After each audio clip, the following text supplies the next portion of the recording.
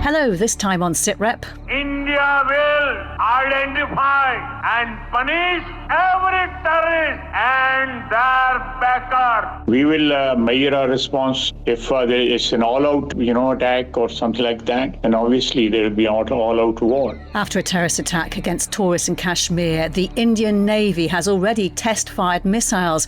Pakistan says it has intelligence that real strikes are on the way. Are these nuclear-armed states really on the verge of war? We'll explore what could happen and explain what it would mean for us and the rest of the world. Also on Sitrep, could artificial intelligence help us better predict what will happen between India and Pakistan, or warn where the next conflict might be? And the RAF bombs a Houthi drone factory in Yemen. Why now? And what next? Sitrep with Kate Gerbeau and Professor Michael Clarke. Kashmir is one of the most heavily militarised areas of the world. Different parts of the region are controlled by India, Pakistan and China. And Mike, it looks like one of your metaphorical spring-loaded traps has just been set off in Kashmir. Yes. I mean, I always say that there are spring-loaded traps all around the world. You can see what they are. You shouldn't be surprised that certain parts of the world are spring-loaded. The Eastern Mediterranean is a spring-loaded trap. And this is another one. Kashmir is a constantly spring-loaded trap. But you never know when a mouse might run over the trap. And that mouse, you can never predict. And when the trap goes, you shouldn't be surprised by the dynamics of it, but you'll always be surprised by the actual circumstances. And that's where we are at the moment, really. There is this spring-loaded trap of Kashmir. It looks as if it's about to go again for the third or fourth time. Not absolutely inevitable, but it certainly is looking that way at the moment. And just before we do look forward, looking back is useful for context. India and Pakistan have fought two wars over Kashmir in the past. When we look at militant attacks in Kashmir in 2019 and 2016, India responded with military action on those occasions. So we have history to draw on, Mike. Yes. I mean, and the reason Kashmir is this spring-loaded trap is that it's partly administered by Pakistan, owns about 40% of it, and India controls about 60% of it. On the Indian side, there are 12 million people, but 7 or 8 million of those people are Muslims. And so whereas of the 4 or 5 million people on the Pakistan side in Kashmir, they're all Muslim, on the Indian side, there are majority Hindus in Jammu, but there are majority Muslims in Kashmir. Jammu and Kashmir and Ladakh are the three areas in India-controlled Kashmir. So there's a much greater mixing. And then the thing that really, as it were, added to the spring-loaded nature of this trap at the moment was that in 2019, Prime Minister Modi of India suspended the autonomy of Jammu, Kashmir and Ladakh. So he actually took over direct rule, direct control. And there are constant accusations that the Muslims have been persecuted in Indian-controlled Kashmir. There's something of a news blackout. There is a sort of clampdown on civil liberties. And so the tension has been building pretty relentlessly since 2019. And as we speak right now, it's a day since Pakistan claimed to have credible intelligence of a planned Indian strike, while India's Cabinet Committee on Security held its second meeting about the Kashmir attack. To help us explain where this might all lead is Dr Walter Ladwig, and he's with us now. He's a lecturer in the Department of War Studies at King's College London and a political scientist specialising in South Asia security. Good to speak to you today, Walter. Thanks for joining us. We heard at the top of the programme, Pakistan's defence minister warned that this could become all-out war. Is that just talk or a real risk? It certainly seems to be the case that some form of military action and military retaliation on the part of the Indians is extremely likely and extremely probable.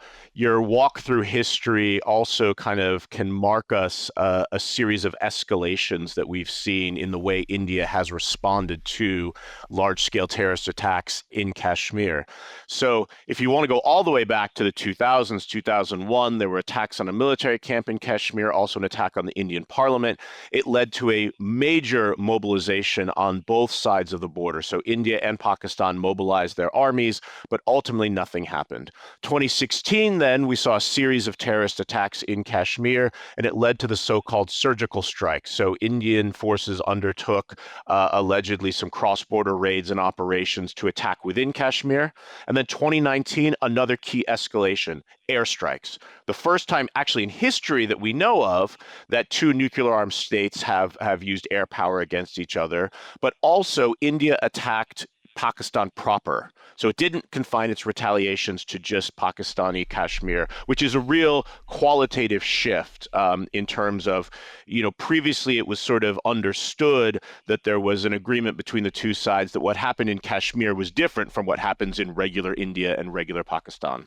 So I think the pressure that would be on the Modi government to at least respond at the level of which they did in 2019, I think that established a new baseline, and each sort of crisis sort of establishes a new normal. It has to be at least this to show that we're serious.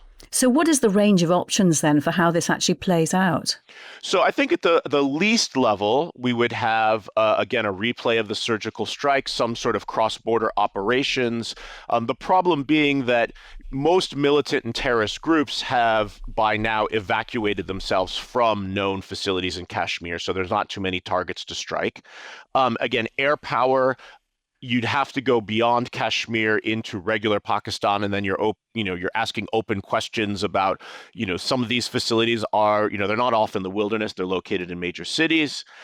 One of the interesting developments, and I think it's quite counterproductive from a Pakistani standpoint, is the announcement that they are suspending the so-called Shimla Agreement, which occurred after the 1971 war. And that was one in which both sides recognized the line of actual control in Kashmir and agreed not to use unilateral military force to try to change it. So that's why we see sniping and shooting across the line of control in Kashmir, but neither side has mounted a military operation to change it. Well, Pakistan has said that they're going to not necessarily honor that anymore, which in a sense opens the opportunity for India to take some unilateral military action to try to increase their gains in Kashmir. So that's one option. And you could then go, the most escalatory would be military operations along the international border. Now, I think all of this, any of these things are in part going to be undertaken to send a message to the Indian population and to Pakistani decision makers. Where the substantive action, I think, will take place is more on the covert side. So we've seen in the last number of years, there have been at least 20 cases of terrorists, known terrorists in Pakistan who've been gunned down. Pakistani authorities attribute this to Indian intelligence operations, and in a number of cases, that's probably a correct assertion. So I would expect that we would see a significant acceleration of that kind of program as well. And Walter, if you do think Indian action is inevitable, then the question becomes how Pakistan responds. Pakistan will have to respond. So they've publicly announced a quid pro quo plus policy, which is to say that whatever action India takes, they will show that they can mirror it. And again, we saw this with the 2019 airstrikes, where India attacked a known terrorist facility. It was unoccupied at the time, so there was kind of structural damage, but no one was killed. Pakistan retaliated by dropping bombs near an Indian army facility. No one was killed, but both sides were sort of able to signal that they would take risks, that they would act, and that they would sort of act enough to restore their honor. So I would expect that sort of thing. The real question becomes whether the two sides will seek substantive targets. So we're talking about more people dying and more people being killed. And I think a lot of analysts believe that would be the case. Or would they confine themselves to symbolic acts to show what they can do without necessarily leading to loss of life? I think sadly that's less likely. So, Mike, if it does turn into a full-scale conflict, how do Pakistan and India's conventional military capabilities compare? Well, not very favourably to Pakistan. When this crisis built up a couple of weeks ago, I had another look at the Global Firepower Index, which is a bit mechanistic. But the Global Firepower Index for this year, in a way, tells you all you need to know, has India down as the fourth in the world. It ranks it fourth, and it ranks Pakistan as 12th. And that really is, although this is a rather mechanistic way of looking at military power, that's about right. Interestingly, you will all be wondering, how did Britain rank on the Global Firepower Index? And Britain ranks 6th, which tells you how mechanistic it really is. But if you look at ships, tanks and planes, as we always say, the equipment, it's more or less, India's got more or less double everything that Pakistan has got. So it's about twice the size in everything that it fields. And whenever India and Pakistan have gone to war 4 times since independence in 1947, India always wins. If it comes to war, India will win. If it comes to some sort of skirmishing, then Pakistan may hope that they can gain something out of it if they can match the level of skirmishing which the Indians are prepared to engage in. And that's why, as Walter says, it's an escalation process. How high up the scale are they going to go? If they go towards war, Pakistan loses. However, they're also, as we keep saying, they're both nuclear powers now, and both of them have got about 170 nuclear warheads. That's the one area in which they have parity, but I don't think that's relevant. It certainly shouldn't become relevant in this case. Oh, the one thing I just add to Professor Clarke's analysis, which I completely agree with, is India faces 2 fronts. So it does have a significant conventional superiority over Pakistan, but it also has a China border to contend with. And keep in mind, it was just in 2020 that we saw significant loss of life. So India does not have the freedom to deploy or redeploy all of its significant military forces simply to face Pakistan. It has to keep a good portion of those in reserve. So the aggregate superiority is potentially significantly less than what it might actually be able to bring to bear on Pakistan. So that is one area where Pakistan is inferior, but they have less to worry about than India. And Mike, on the nuclear weapons, the fact that both countries are armed with nuclear weapons, India has a no first use policy and Pakistan does not. No, and in a way it almost doesn't matter because they're so close to each other that any initiation of nuclear strikes would look like first use to either of them. I mean, that's what's problematical about the nuclear balance between them. I mean, they're right next to each other as neighbours.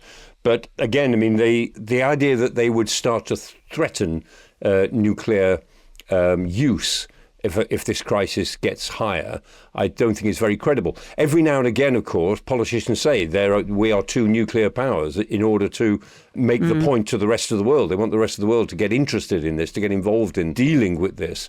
But it's very hard to see how this crisis, as it goes nuclear, because it's not about the fundamental defence of either country. It's not about the fundamental existence of either country. This is about an ongoing, long-standing dispute where there's a choreography of violence, as Walter says, really, that you can trace a long way back, and every few years that choreography takes a new turn, but it doesn't actually go as high as a threat to the existence of either of them. And Walter, if there is some kind of military conflict, would it stay contained to India and Pakistan, or is contagion likely?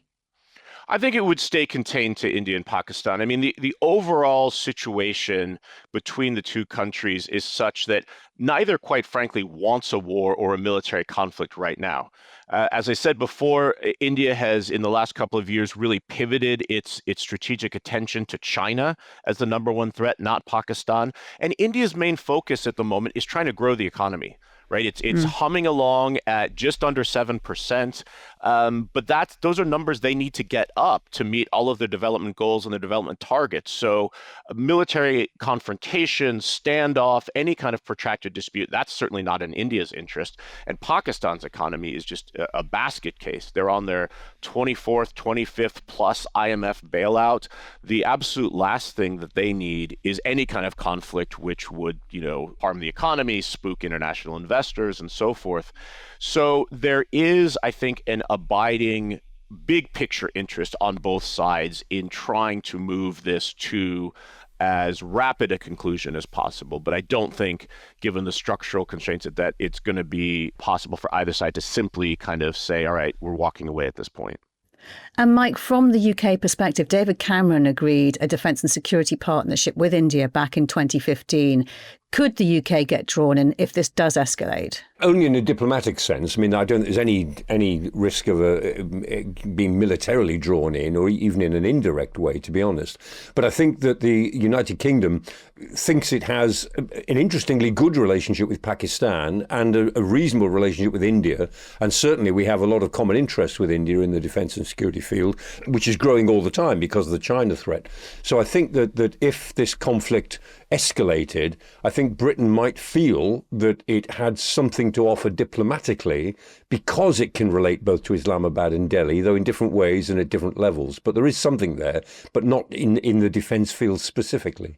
If I could just add to that, I think it's actually quite pressing for the UK to find a role for itself, because if we look across the P5 members of the UN Security Council, it's the only one that has a good relationship of trust with both sides, right? The French are primary arms suppliers to India, have no relationship with Pakistan. The US has moved so close to India, and its relationship with Pakistan is almost non-existent. Russia, ditto, is an Indian partner, no Pakistani relationship. China is Pakistan's principal military patron.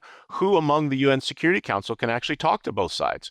Only Britain. And on a more immediate level, HMS Prince of Wales and its carrier strike group are due to visit India in the coming months, Mike. Could that plan be diplomatically altered if there is conflict? For sure. Yeah, I mean, when the carrier strike group goes around the world, everywhere it goes, we'll have to take account of the political circumstances in the areas that it's transiting through. And there will be changes. They always say at the beginning of these world tours, you can lay out a program, but we know the program will evolve as we get to each different territory, each different area. And the carrier strike group will nuance its presence, as it were, and what it does according to whatever the situation is at that moment between India and Pakistan.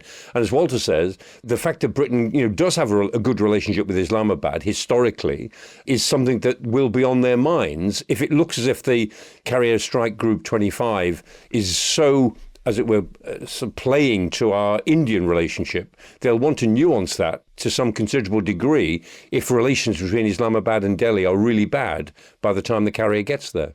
And Walter, if it does come to conflict, how would the rest of the world respond?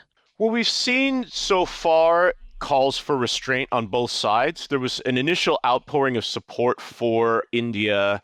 The UK, the US, France, Russia, even China expressed sort of sympathy and condolence and solidarity in the face of terrorism.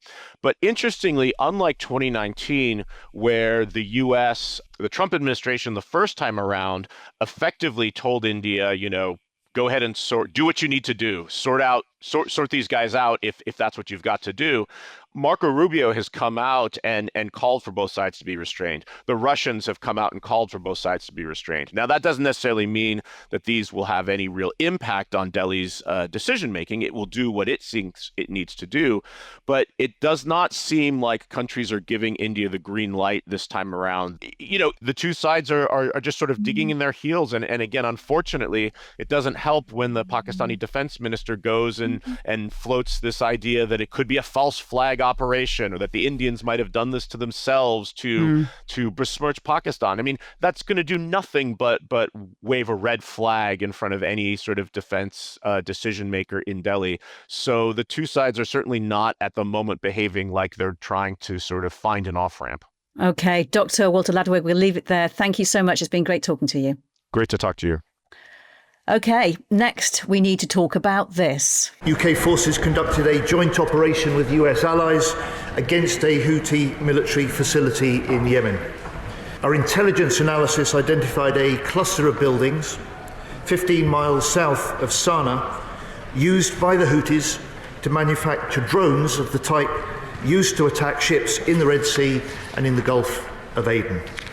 Royal Air Force Typhoons, FGR-4s, with air refuelling support from RAF Voyager tankers, struck a number of these buildings with paved way for precision bombs. Mike, what were your first thoughts when you heard that?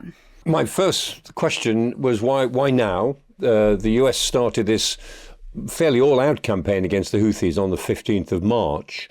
And here is the RAF going for the sort of operation it was doing before with the Biden administration under the previous set of operations. Something very specific, something very related to the production of weapons that were being used against ships in the southern part of the Red Sea. Whereas the American operation is much more a general operation against Houthi military power.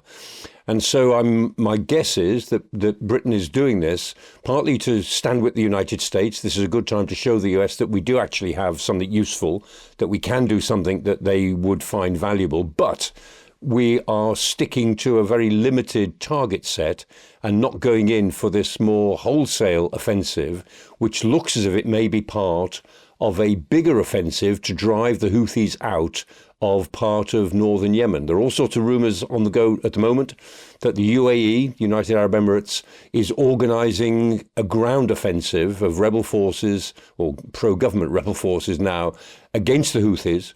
The Americans have got 2 carrier battle groups in the area. A third one seems to be on the way. The Nimitz is on its way from the Pacific, and it looks as if it's about to join them for purposes we can only think about. It looks as if a bigger Yemeni crisis is on the horizon, linked to a real attempt to push the Houthis out. Britain is not part of that, but equally does not want to be excluded from joint British-American operations on freedom of navigation. So I think we're treading a fairly thin line here, and we'll have to do this very carefully. And let's step back for a moment. It's a year and a half since Houthis in Yemen began attacking commercial shipping in the Red Sea, and it has largely disappeared from the headlines. Is that media fatigue, or has the threat dropped, do you think? It sounds from what you're saying, it's exactly the opposite, but it is media fatigue. What's your assessment? Yeah, it is really. I mean, the media hasn't paid much attention to all these American air attacks on the Houthis, partly because of everything else that's been going on in the world. And the Houthi attacks on shipping has sort of gone up and down. But the government says that 55% of shipping is now deterred from using the Red Sea, and I think that maybe even higher than that. And it is having an effect on global trades, given that everybody's then having to go around the long way, and that's more expensive and slows everything down and so on. So, I mean, Houthi attacks have come and gone. They've captured 2 ships, they've sunk 2 others, and they've damaged many. So there's now over 100 ships have been attacked since November 2023.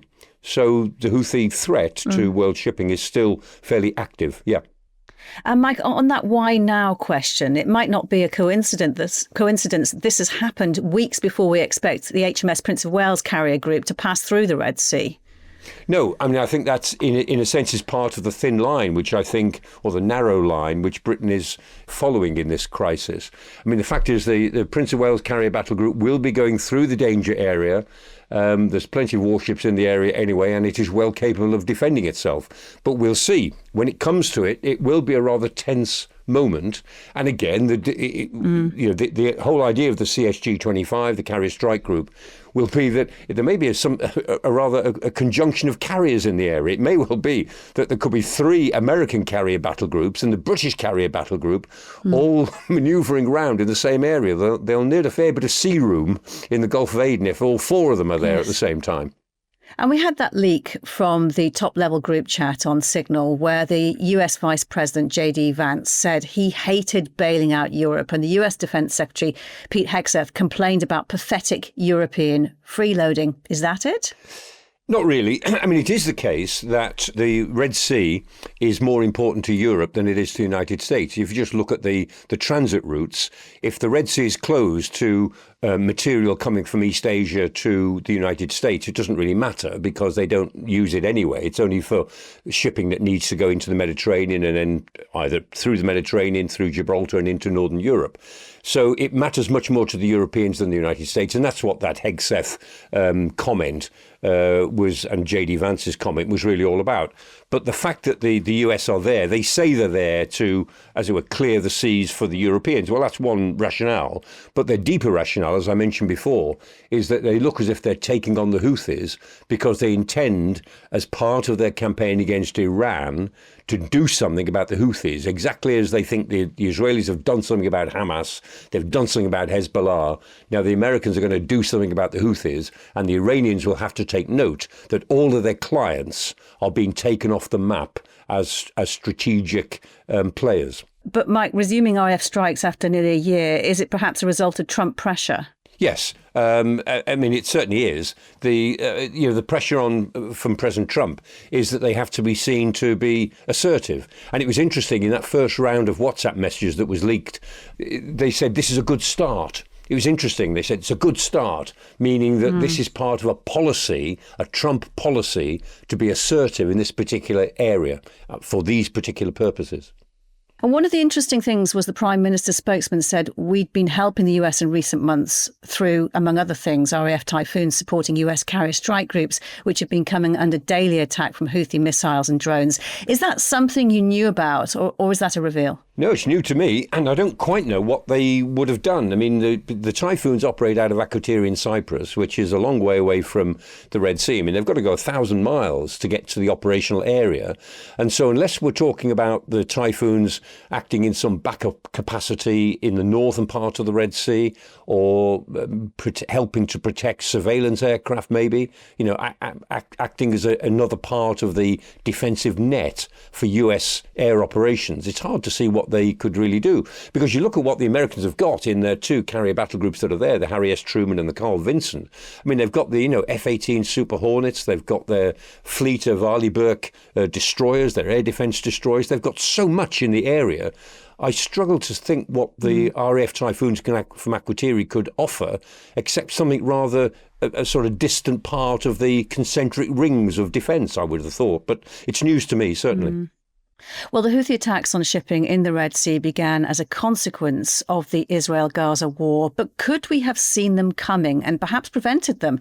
Could artificial intelligence have provided an early warning that would have enabled us to act in time? A new research paper from the Alan Turing Institute sets out the case for investment in a moonshot AI project that might eventually predict conflicts before they happen. It argues for better collection of geopolitical data to help create a new kind of AI model, generalized intelligence, which would pave the way for simulations to provide strategic warning of where conflicts might break out.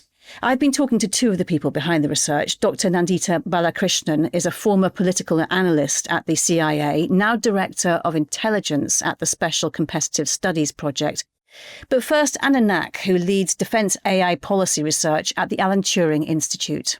So it's not yet possible to predict the specific time and place that a conflict will erupt, but there's a lot of promise in AI that can increase the efficiency of leveraging data on conflict indicators to support analysts. Analysts will make assessments about the likelihood of conflict. So there's a lot of promise in AI that can rapidly generate lots of possible future scenarios once there's a trigger for instability. But a lot of work still needs to go into fixing the data foundation before that can happen.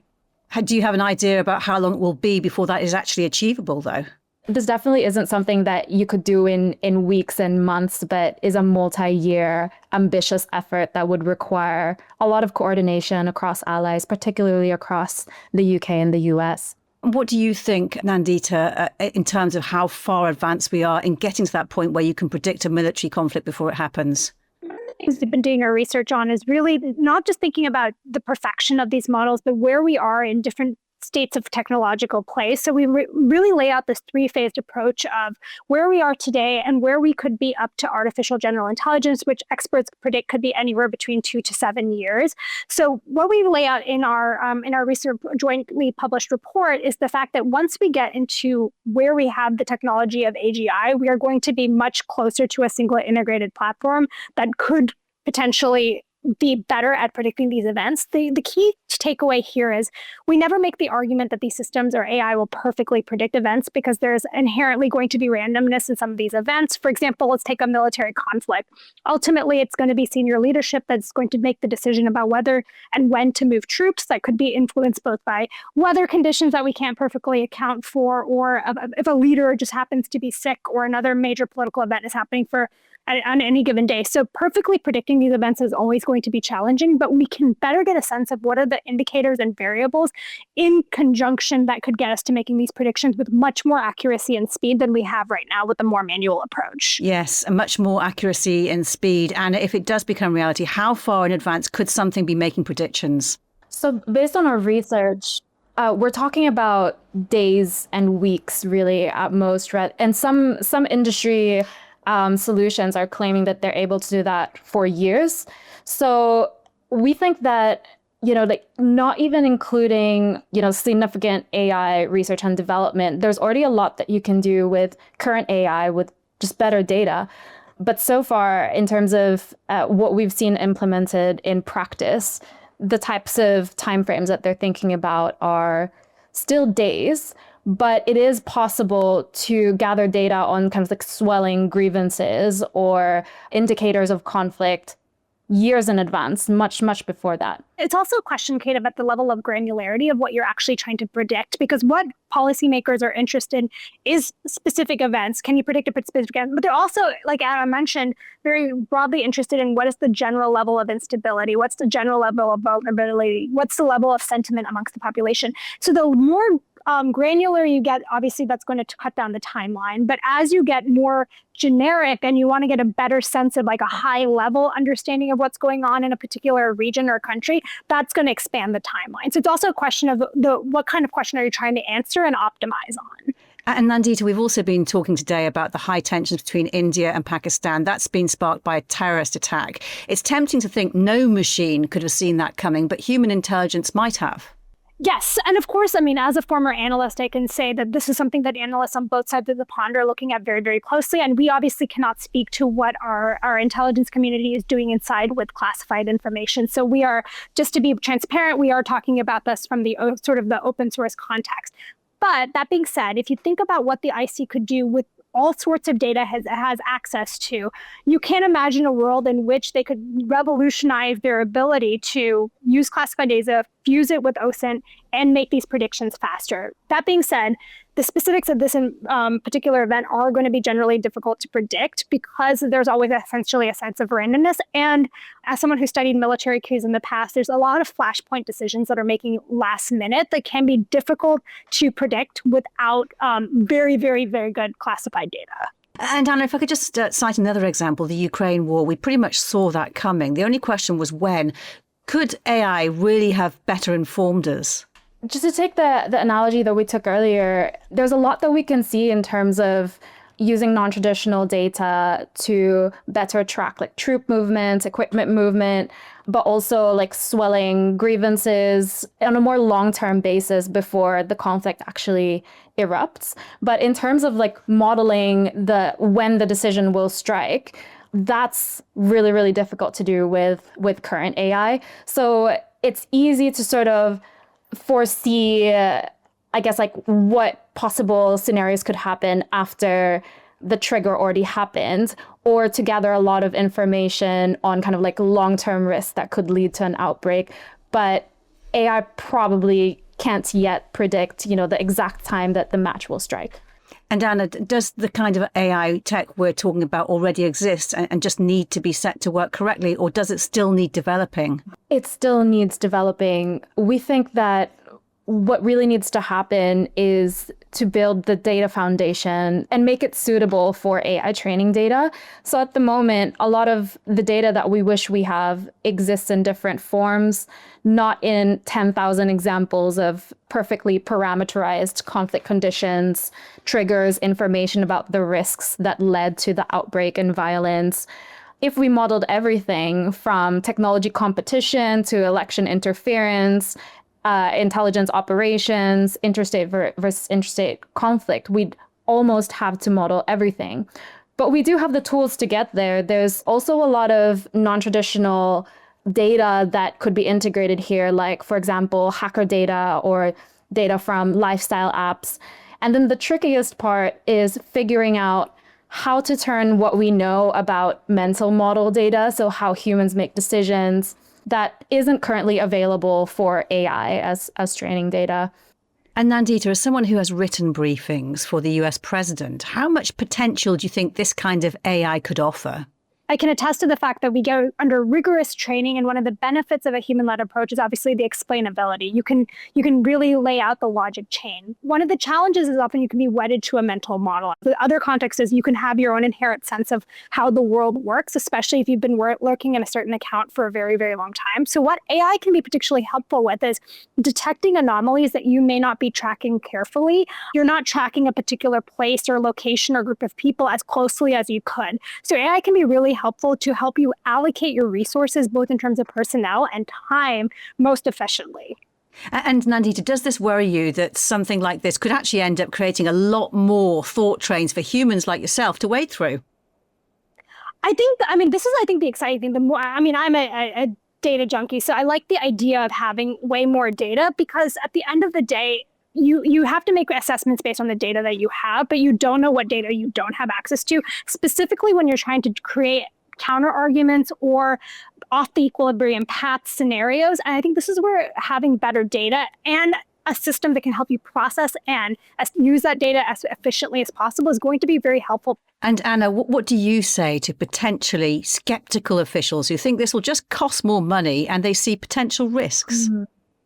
Well, I think this needs to be weighed against not just financial costs, but also the opportunity costs of doing nothing. So if we think about the cost to human life, cost of suffering and prolonged conflict that strategic failure causes, then modeling that cost versus the financial cost becomes, a much more complex picture than justice costing taxpayers money.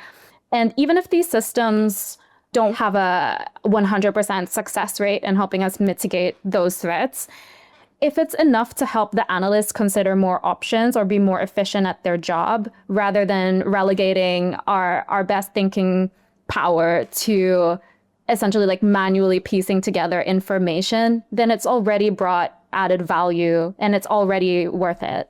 Nandita, just finally, we're talking about the potential for AI to spot future conflicts. What about whether a ceasefire would work, for example, in Ukraine? Could it be used in the pursuit of peace as well, and the likelihood of it working? Absolutely. And this is why we very much phrase it as geopolitical events of interest, because we tend to hyper-focus on the negative events or the conflicts. But a lot of the indicators that are swinging you in one direction are the same indicators that if you move it down a spectrum are going to be predicting the more positive effects. So the hope is here is it's a very flexible system that can help us make assessments of all the events that we might be interested in looking at. Really interesting. Great to talk to you both. Nandita, Anna, thank you for your time. Thank you so much. Thank you. Mike, you're no stranger to trying to predict where and when a conflict may happen, but how much difference does seeing it coming actually make?